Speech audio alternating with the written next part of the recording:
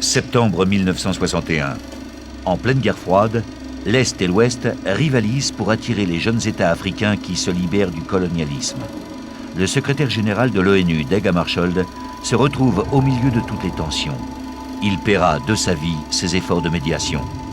Dans ses derniers écrits, on retrouve toutes ces interrogations concernant la fragilité de la position de l'ONU. Le chaos en Afrique sera-t-il à l'origine d'une guerre mondiale? La lutte pour le Katanga causera-t-elle la chute de l'ONU?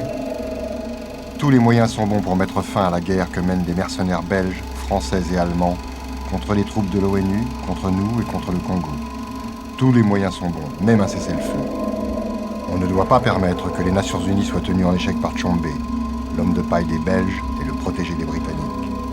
Mais comment l'ONU peut-elle résister à leur pression? Qui sauvera la mission des Nations Unies?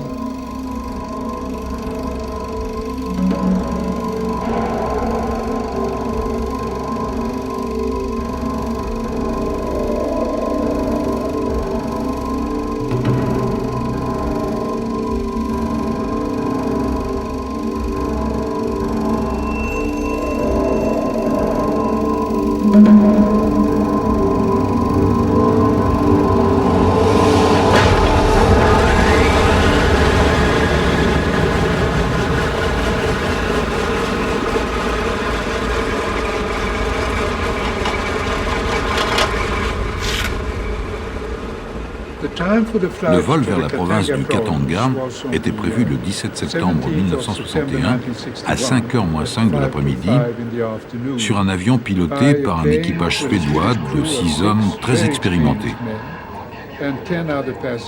Il y avait à bord 10 autres passagers, ses conseillers juridiques et politiques, ses gardes du corps, ses secrétaires et quelques autres personnes. Quant à Dag Hammarskjöld, il était évidemment très tendu. Fatigué et nerveux. Fatigué, jusqu'à en avoir mal au crâne.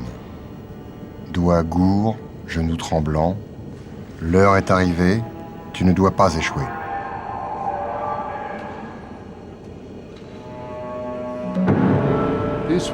C'était une mission dangereuse. Dangereuse physiquement et aussi dangereuse et délicate d'un point de vue politique.